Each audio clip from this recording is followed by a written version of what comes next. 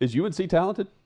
Because the ACC, with Danny Cannell tying that in, they could be getting Bill Belichick. Yeah, he spoke on this last night on the Manningcast a bit, and he's met with him twice now. The first being on Sunday for 5 hours, which is the second chat that the GOAT of coaching has had with the Tar Heels. And then there's Ollie Conley, who is clearly connected with this story. And Chad, he's got an update on Belichick has agreed to become the next UNC coach. A little confusing with his wording. He's agreed to it, but has UNC agreed to it? That's the question here, and the answer is so far no. They haven't agreed to it. What I mean by that is I don't know what that means when you say you've agreed to become the next coach. If an offer is not made, a formal offer, I don't know what you're agreeing to. You're just saying, I would take it if you offer it? Because the way he says, Belichick has agreed to become the next UNC coach. That, to me, is breaking news. Bill Belichick will be in a press conference in the next 2 days being announced as UNC coach. But he goes on to say he's handed the school a 400-page organizational Bible. Connor Stallions laughs at that, by the way. Yep. His manifesto is over 1,000 pages with structure, payment plan, staffing, etc., decisions on whether to commit with UNC. He is expected to know their decision within 24 hours. It's strangely worded. Well, to me. there's details here. It's clearly serious, though. The negotiations include a guarantee that Stephen Belichick will be named school's head coach in waiting. UNC is open to that guarantee.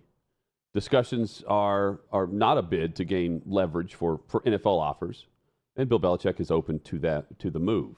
And that tweet was from 4 days ago. He had that initial report about the Stephen Belichick part. And there's plenty on the bone from him. Retweeting that and giving his new report. Well, and the whole thread is interesting. It sounds like both sides are interviewing each other. And talking with someone earlier today about Belichick, who knows him well enough, says that, hey, doesn't sound like Bill's getting the type of interest once again from the NFL that he was expecting or that he wants, or at least, much like we're waiting on from Carolina, the type of control that he wants. He's going to run this like an NFL organization, Chad, if he gets the job. If the board of trust and the AD can come to an agreement on exactly whether or not they want Bill Belichick as the next coach and overall the lord of all things football there. Well, and just look at the difference between NFL and college. If your goal is power, is to have unquestioned leadership, total say over a program, then you're going to have better luck in college than the NFL doing that. Why? Well, college, you got a chancellor who, in this case, is a state employee of the university. You got an athletic director. But let's cut to it here. The real people who run college campuses are the head football coaches when they're successful. Nick Saban didn't really answer to anybody. Bill Belichick, if successful, isn't going to answer to anybody. He knows that now.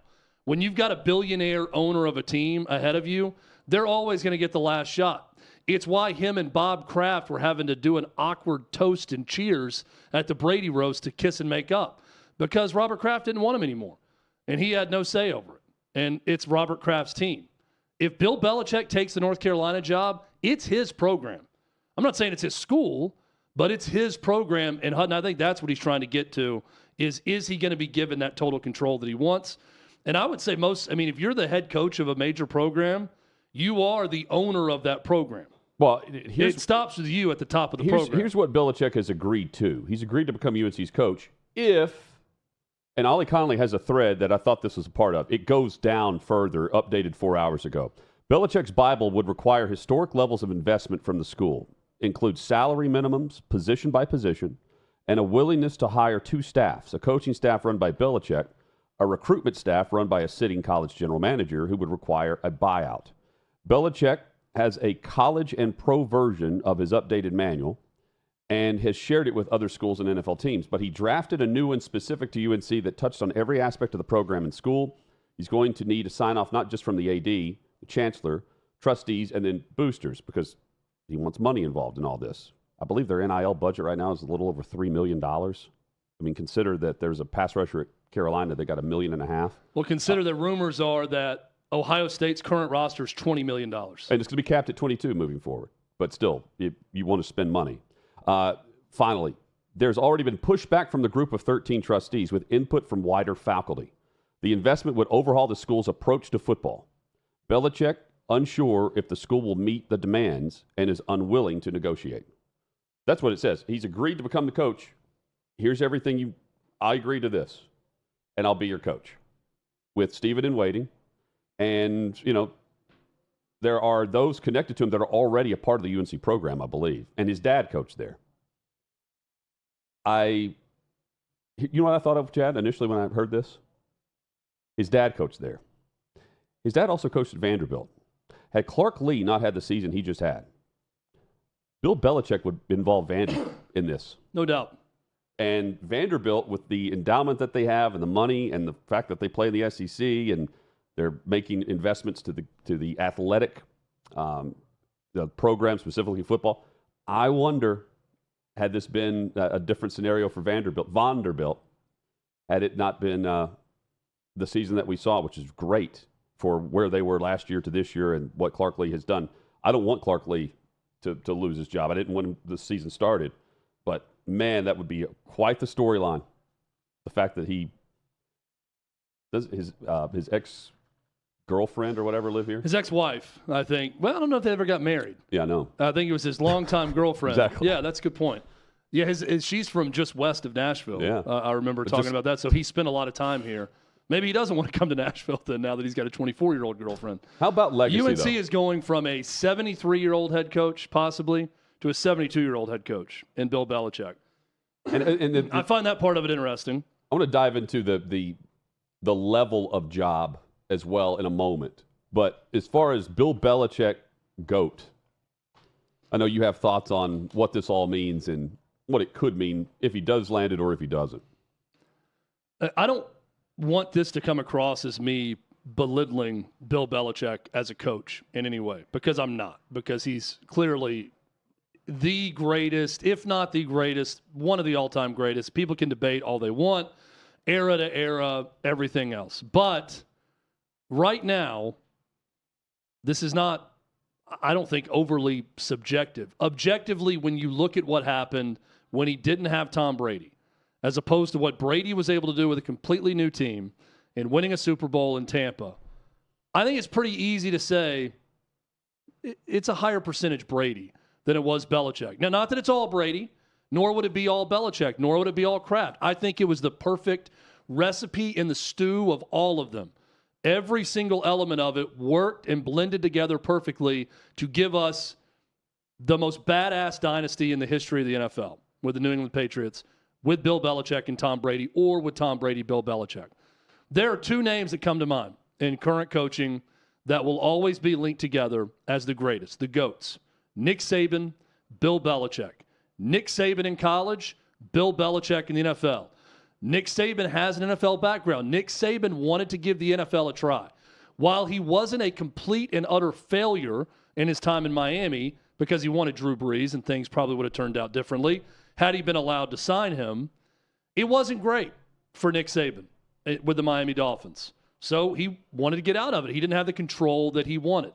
So what did he do? He went back to Alabama, and he became the greatest coach to ever coach college football. Now you've got Bill Belichick, who did everything you could possibly do in the NFL. What does he want now? The control that Nick Saban sought in getting back to college football. Nick Saban couldn't handle a billionaire owner telling him what to do. Couldn't handle team physicians or general manager telling him, don't sign Drew Brees, the medicals are back and our doctors don't like him.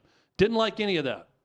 I'm willing to bet Bill Belichick exact same way. He doesn't like being told what to do. Here's an opportunity for Bill Belichick, not that he needs to flex legacy at all at the end of his long career, but oh boy, how differently we look at his career if he goes to North Carolina and succeeds at a high level, and it's his program totally. And Tom Brady has nothing to do with it, and he does things exactly how he wants, and he gets North Carolina to a playoff or two, or gets them to the Final Four of a college football playoff. Things that you wouldn't even think about with North Carolina football right now. What does that do to that guy's legacy? Winning more Super Bowls than any coach in NFL history, being very close to the most games won right behind Don Shula, and then to go to college and succeed at that level, that would be huge for how we remember Bill Belichick. The other side of this is he could go to UNC after about a year or two, decide, I hate this. I don't want to coach 18-year-olds. I don't want to deal with NIL. I don't want to do all this. And he gets out of it quickly. That's also a high likelihood of happening. But what this could say about not just the GOAT of NFL coaching or the GOAT of college coaching, but the coaching GOAT. If Bill Belichick's able to go into college and succeed at the highest level the way Nick Saban wasn't able to in the NFL. Well, and he knows no matter what happens, if he gets this job and he fails, it's not going to affect his legacy. It didn't affect Saban's when he tried the opposite. And he's still the GOAT of where he is now. Well, it didn't affect him because he went to Alabama and built the best dynasty in the history of sports. And it won't affect Belichick because he had the best dynasty in the history of the NFL. Yeah, this is going to be after that. Yeah, but it still is not going to affect his Pro Football Hall of Fame greatest coach. No, not record and all that. But Belichick had Brady the whole time for those Super Bowl titles. Nick Saban had how many different quarterbacks and players cycle through? So still the connection is it's Brady and not Belichick. Yeah. That's the reason for the Patriots, right? Well, and I'm saying it's all of them. I'm not trying to completely take it away from Bill Belichick, but it's difficult to argue that look what Tom Brady did post-Belichick and look at what Belichick looked like post-Brady. Yeah. Big difference. And there was a difference, too, in kind of the power struggle that was going on, after Brady. There was still the czar, though, of everything in New England. The Patriot way was Belichick. It crumbled because it was the Patriot way, and Brady left and wasn't there to uphold it within the locker room. Like no one else could keep up with it because Brady took it with him, and Belichick couldn't keep the younger, the replacements, as we'll call them. They couldn't pull it off. It wore thin after a while, and quickly, really. The thing about UNC that's interesting is you mentioned legacy. It's also the legacy of the Belichicks. His dad got him into coaching, and he referenced this, and I believe Peyton or Eli asked him about this. Like, hey, your dad coached at UNC. He brought you up in the football world. He's also doing this, and it's clear, it's right there out in front, that Stephen Belichick's the coach in waiting if he gets this job. He's doing the exact same thing towards the end of his career. He's doing this at a level where it's not going to be it's going to have a ton of attention. But at Carolina, the difference between Carolina and Bama, one's a basketball school. The other's not. That's the other investment part of this that's interesting. Carolina is known for hoops, and he wants the hoops investment. Kentucky just gave that to football, and we saw what Calipari did. That's an intrigue that I think plays a factor with the board because all of the money goes towards Tar Heel hoops. And when you look at the NIL structure, the good news is for Carolina football is that every university has a cap on what they can spend. The problem with UNC and for UNC is they can still spend as little as they want to, at least in the NFL. If Belichick took the Cardinals job, they still have to spend like 89% of the cap. And they'll still be the lowest, but they still have to spend up to a certain floor. There is really no floor. The floor is rock bottom and zero if you want it to be. But at least there's a ceiling, and you can't be outspent if you want to spend upwards of what we're starting to see across college football. They need to spend more if they just want to be competitive with any coach. And I'm not sure many coaches would want the job given what they're spending with name, image, likeness, and with the pay for play, we'll call it that, across the Power 4, Power 5. But, Chad, the UNC level, I mentioned Vanderbilt. The reason I tie in Vandy is because of his father coaching there. And the Navy job's not open. Mm-hmm. So, I think that the legacy part of it also plays and this is what it comes down to. He's not going to get a job in the NFL. Last week, my initial thought was, this is trying to tell NFL teams, hey, let's speed this up a little bit. I'm available. Let's go ahead and get some interviews going with the teams that are open. I think he wanted one of those jobs that are open. And instead, there hasn't been the intrigue. And Connolly brought this up in his thread. He's taking this 400-page manifesto, and it's got in there everybody he's going to bring to the front office with him. Some of those people, I'm told, include guys from front offices that are no longer with those teams, namely in Houston that failed. I believe there's someone connected to him from the Patriots that's already with the program at UNC. There's one of the general manager factors here. Doesn't Conley mention that it would include a buyout from wherever this person is that he wants to bring with him? It says a buyout for the head of his personnel department, who would be his general manager. So that's also intriguing. Who would that person be? There's a lot of factors that any team would have to consider, including the pros, because the structure's about the same, where you have one department handling all the pay and one department handling ball. And he's going to oversee both, but he's bringing in his staff that's going to do it his way. And what does Bubba Cunningham think about it? Yeah, and that's the same thing we were asking about every general manager or team owner that would interview or talk to Bill Belichick last year or this year in the NFL. Atlanta. Yeah, and I think the answer that we got back was, for lack of a better phrase, they were going to cut Bill Belichick's nuts out from under him and say, you handle the football team, but you're not general manager. You're not the head of this organization. You'll answer to a GM. You'll answer to the owner at all times. And what Bill Belichick ultimately wants is not a team. He wants his team. He wants full control of his group, his organization, everything done his way. And what was initially shocking to people was at a place like North Carolina that's known for basketball, would the greatest NFL coach of all time really want to dip down to that level and coach? And the more you read into it, the more you think, yeah, absolutely. Because what he wants is the opportunity to do something at a high level and do it his way with his people, working beneath him, not with him, working under him, and then to see if it works. I hope it happens because it's going to be fun to follow just to see how successful or unsuccessful this could be in college. Well, the demands are so difficult to meet that there's pushback from the 13 members on the board for UNC and, from faculty. Now, that can mean a number of different people, and the boosters, too. That's the last one mentioned, but that's a big one because, again, it's a basketball school. But the fourth update in the thread from Ollie Conley reporting that Belichick's agreed to become the next UNC coach. Well, he has, but if the demands are met, there's already been pushback from the group of 13 trustees with input from wider faculty. The investment would overhaul the school's approach to football. Belichick unsure if the school will meet the demands and is unwilling to negotiate. That's his stance with any job that is interested in talking with him. But what this also does, even if UNC says no, this does open the door for other programs to say, hey, let's see this this book that you put together. Let's see this pitch. And maybe we're a football school. And we're looking for that type of investment. Let's bring in your organizational Bible. We'll turn to chapter 3 of the book of James, the book of Bill, and we'll see if we can meet that verse.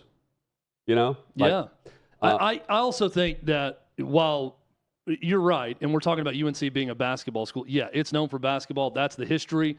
Michael Jordan held their football teams wears the Jordan brand because of Michael Jordan at North Carolina and all the history with that. I do think in these times, with the amount of money at play with television contracts and everything else, it's possible to do everything and do it well. Sure. Alabama's doing it in men's basketball and football. Tennessee's doing it in football, men's basketball, baseball. If you allocate funds appropriately and hire the right coaches, Tennessee and Alabama are great examples. They have good basketball programs. They're not known as basketball schools. They're known as football schools. Well, they got two of the best teams in the country pretty much annually at this point. Well, with their coaches in place.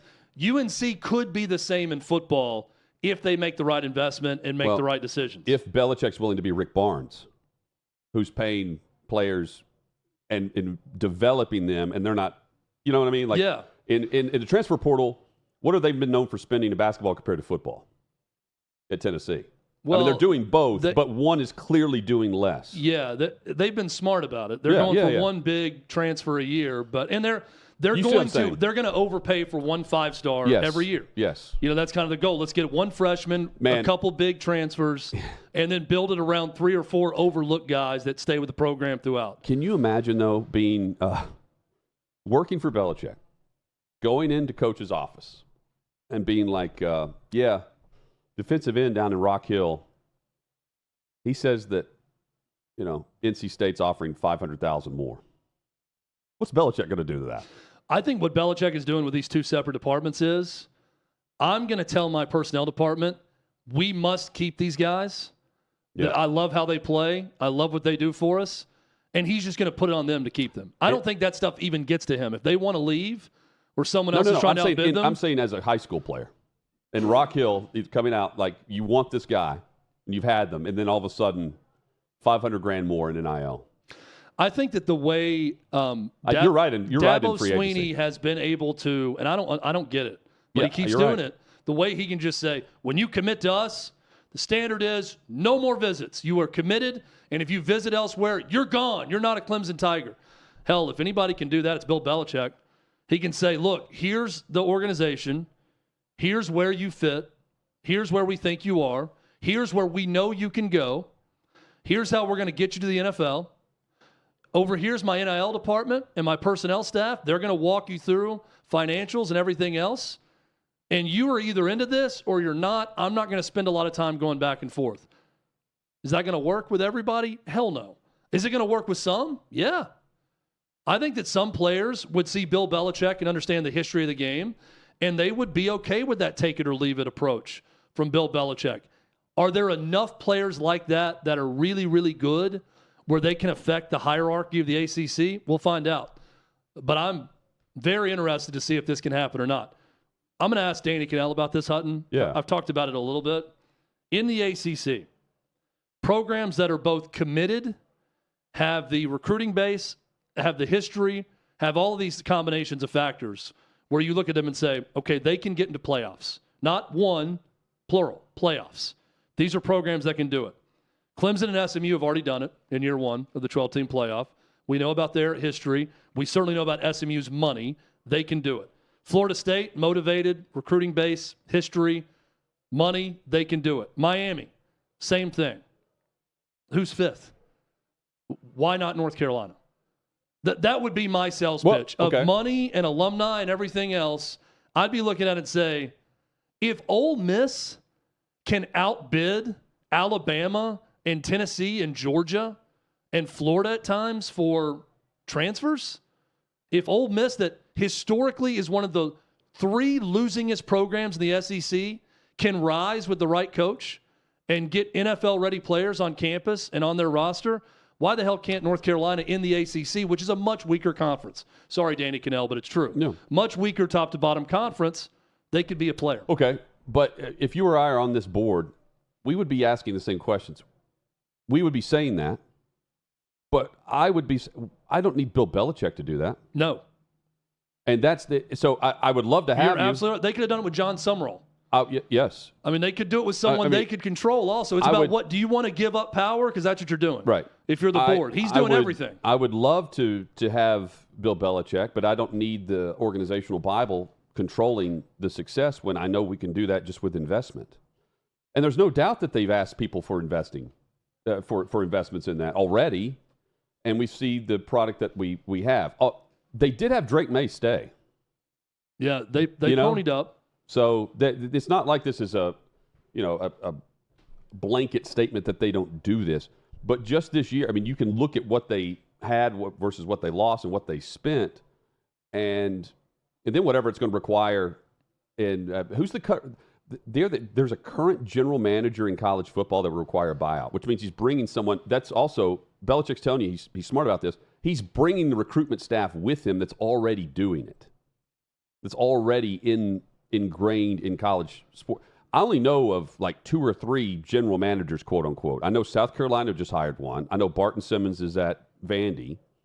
But the buyout's fascinating. Now there are others. And maybe it's not the general manager by title. There are plenty of those by title too across college football. But yeah, it's very specific in Ollie Conley's There's a sitting general manager. Sitting college GM, a recruitment staff run by a sitting college GM. Which is great for Belichick. Who would require a buyout. But that means he's just bringing the staff that's already doing it over. I'd like to get out. I'd like to make a couple calls. I know you could too, and try to figure out who that person is. I've sent a couple texts right now. I'd like to know who that would be. Right. And it's obviously someone who's doing it at somewhere that's really good. Yes. Like I immediately think, who's Georgia's guy? The who's Texas's guy? The buyout would be significant. Yeah. But that to me, that's the easy part. You're like, oh yeah, because who helps with this at Alabama? That helps his pitch because he's saying just straight up, I'm coming in here and here's how I'm going to transition into college sports. We're doing it the NFL model, yes, but we're bringing in the model that is already structured, and we're bringing players with us. I mean, through this guy that I trust. Yeah, and there's nothing that's just overwhelmingly transformational about what Bill Belichick is talking about here. No, about what he's doing. I mean, everybody's got these. It is for Carolina though. These big time manuals of here's what I'll do as a coach. Here's my organizational chart. Here's we want to invest in NIL. We want to invest in nutrition. We want to do this, this, and this. How about the part? Kyle Rudolph talked about that last week. How Brian Kelly came in. And the difference between him and Charlie Weiss was a great football coach and a great offensive mind that came from New England. And Brian Kelly got there and he was sitting around asking, why aren't we in our own training table? Right. Why do we not have better food? Why does the team have to eat with the commoners, That's the part other of it. Students? He mentioned that. He's a CEO. I mean, Brian Kelly's known as CEO, not football coach, first and foremost. He mentioned the training table part on McAfee. Yeah. Belichick did. The part about organizational Bible includes structure, payment plans, that would be for the players, payment plans, staff choices, decisions on whether to commit to UNC. So, again, the fact that it's already a college, the payment plans for players, that's a big commitment based on, what you think Belichick's coming up with that? No, it's from the sitting general manager. That's the key to everything. See, here's what the wording of Ollie Conley's thing, you got to really read it to get to. Yes. He's agreed to it if they meet his demands, right. His stipulations. I've seen Dove Kleiman already breaking. Bill Belichick has agreed to become the UNC football coach, per Ollie Conley. Yeah, well, that's technically true. That's what he starts by saying, but they haven't agreed to give him what he wants to be the head football coach. Yeah, and I mean, here's what else this does. It's not this. This isn't if anyone meets these, I'm your coach. He's picking out the ones, and UNC's on there because of the connection with his dad, right? That's my. Going back to the legacy angle that you brought up. Here's the other thing that he's done with this, and whoever's leaking this news to Ollie Conley to get out, I mean, he's talking about it too. So sure, Bill Belichick's doing the same. Boy, it puts a lot of pressure on Bubba Cunningham because suddenly, if you don't get Bill Belichick, it's all out there now. You didn't get him because you didn't meet what he was wanting to do, and then whoever you hire that's not Bill Belichick, is going to disappoint people. No one's meeting these demands, though. The NFL's not meeting them. No, I'm not arguing with that. But the fans aren't going to take it that way. Well, they're going to say, we had a chance to get Bill Belichick and you didn't close the deal. I get the sense that, this is this type of commitment, a younger AD, I think, would jump all over it. Bubba Cunningham's, he's a lifer. He's been in at UNC. He came from Tulsa, but, he's an NCAA lifer. He served on the NCAA College Football Playoff Committee, for instance. He's done all that already. Mm-hmm. Point being, behind the scenes, is he not, when the Board of Trust members call him, is he not lobbying like, hey, let me go down my list. I'm going down my list of candidates now. I've got this. And, you don't upset the apple cart, so to speak. I would be telling because there's certain members on the board of the 13 who are against it. Well, I'm guessing they're against it because their AD is against it. And they're all about Bubba Cunningham. I would be too, for the record. Bubba Cunningham's 62. He's done it. He's done a great job. Yeah, he's been there for a while. It just, from a fan perspective, yeah. You see these reports. No doubt, man. You see what Bill Belichick wants to do. If Bubba Cunningham doesn't get Bill Belichick and he brings Steve Wilkes to a press conference who they've interviewed, that's a substantial move down in terms of merit of what you're hiring. So Well, it may work out. Whoever he hires may be great. It's probably a step down regardless now. Yeah. In the perception from the fan in that angle. Like if you bring in Arthur Smith, it's a step down. Well, because it's Bill Belichick. Here's how you save it if you're UNC. You take all the NIL plan and all the organizational stuff you would do with that and commit to getting players. Mm-hmm. And you go ahead and take that over to Tempe, to Mr. Dillingham, and say, Kenny, you've talked a lot about a lack of NIL. Our investment. We got it here. Well, maybe that's We're going to pay you top dollar, and you're going to come here and rule the ACC. That's another part of it. The Board of Trust could also now, you'd have to leave his alma mater to do that, but you could go that route too and go shock a lot of people by hiring someone that's in the playoff right now. Board of Trust could also be just massive fans of what they're doing there in hoops, and that's, you see what I'm saying? But they could also say, we're on board with what our AD is about to do. We're waiting on someone that's in the playoff, like Chad's mentioning, and we're on board with this direction, who doesn't have a 400-page demand book. Yeah. Organizational book is actually a book of demands. I'd like to see the difference. You must initial the top right of every page. I want to see 400 pages, the thickness, next to Connor Stallion's 1,000-plus page manifesto, and just see the comparison of Belichick and Stallions. Belichick, Stallions, hang on. next to each other. I bet his I'm talking about thickness of manifesto. This is just a 400-page. Nothing book. else? This is just the 400 book of demands. This is. I know it says organizational. It says the organizational Bible. So like, he's got other pages to it. This is just the agreement part. Here's my org chart. This is with what my mission statement. This is what those that are paying me must agree to. Let me get this section out. It's a chapter. Organizational Bible is a chapter in the manifesto. I mean, that's still. I mean, there's probably a lot of copying and pasting going on with things that he likes or seen.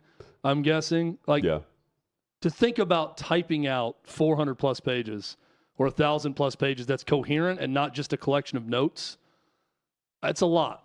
That's a lot of stuff to put down for an org chart, manifesto, whatever you want to call it. The best was the running thing over the weekend when this came out last week about his girlfriend, maybe a junior in school there. Yeah. Maybe it enters the transfer portal. When she's 24, she's not in college, but he is seen here in a Rutgers hoodie. Oh, Bill. There was Bill. Amazing crafty post Bill too of what it would look like with her on recruiting visits when she's in the office. Director of First Impressions. Mm-hmm. It's a pretty good director of first impressions if you're Bill. He did look a bit bored last night on Manningcast. He was a lot more quiet. He took a while to speak. Like he was just kind of. There was just more dead spots. There was a lot more silence. Usually when he's talking, they're all just kind of talking together, and he would go real quiet. You know who's? You know what he was also doing right when he came on? I noticed he was on his phone for the first time. Like they go to him just early in the first quarter. Yeah. And he was looking down at his phone when that happened. I think it's made the Manningcast better with the because again, I like the conversation. Maybe not every single time they're on, but. Yeah, I thought he was just kind of bored with it.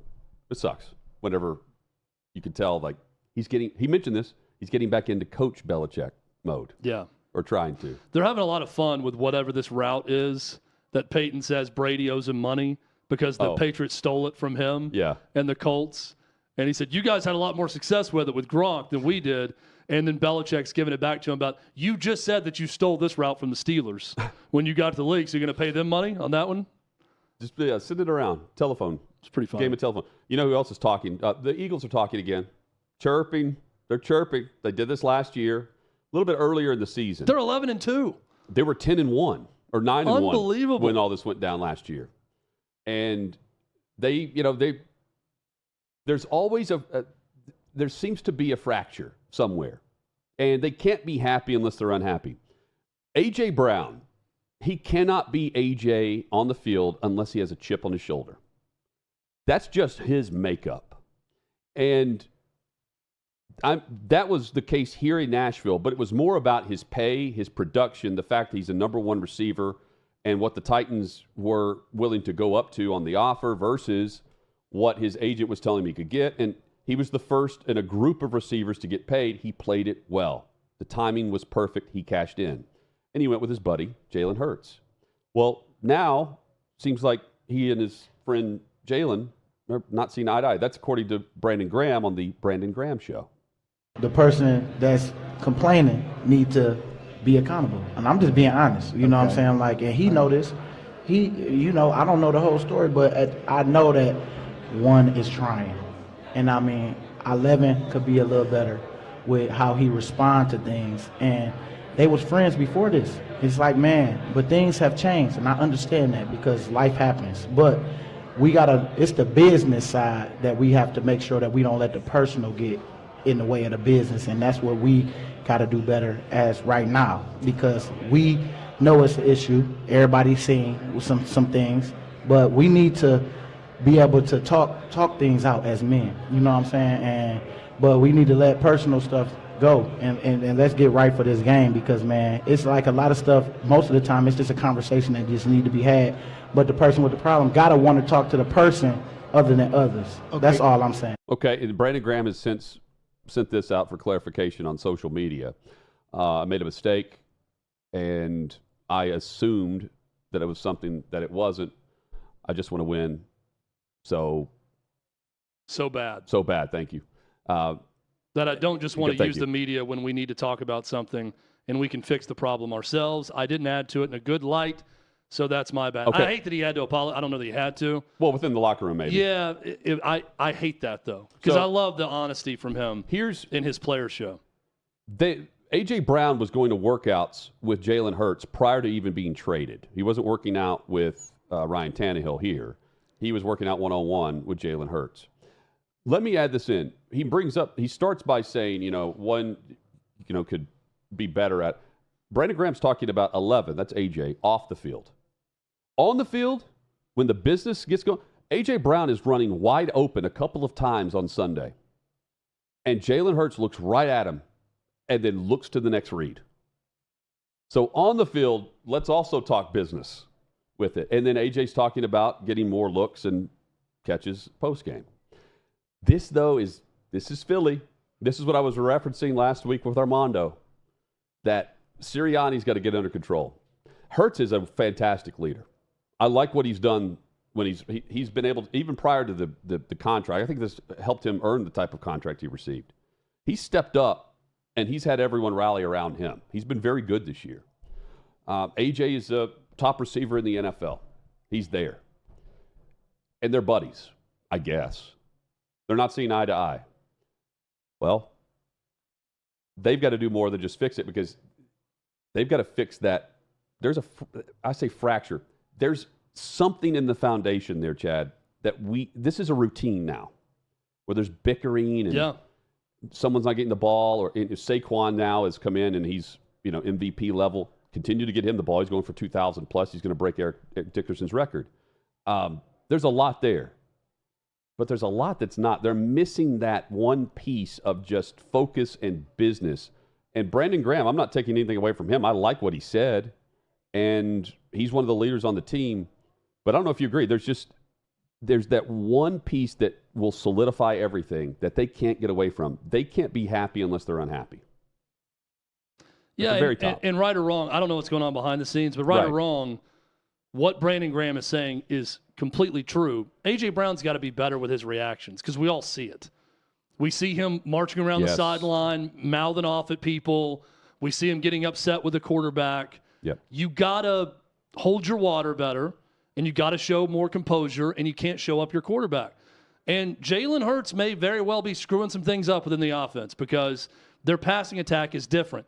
But it's different also because they have Saquon Barkley, who's dominating for them, and they've only lost 2 games all year. So you got to keep that in check and know that if you're A.J. Brown. I mean, who's to blame? It looks outwardly like A.J. Brown is, and Brandon Graham even said as much. Number 11 could do more to help this. Off the field. Yeah, and he didn't say that. I'm assuming and that's what his reactions he's talking about, which that's some on-the-field stuff too. But it sounds like A.J. won't speak to him off the field. That's the way I took that. You need to, reach out. This is what he said. Well, complete a pass on the field, and I bet A.J. reaches out off the field. I mean, Chad, when I say like clear, wide open, eyes have to be at 11. He's just going through his reads. It is weird, man.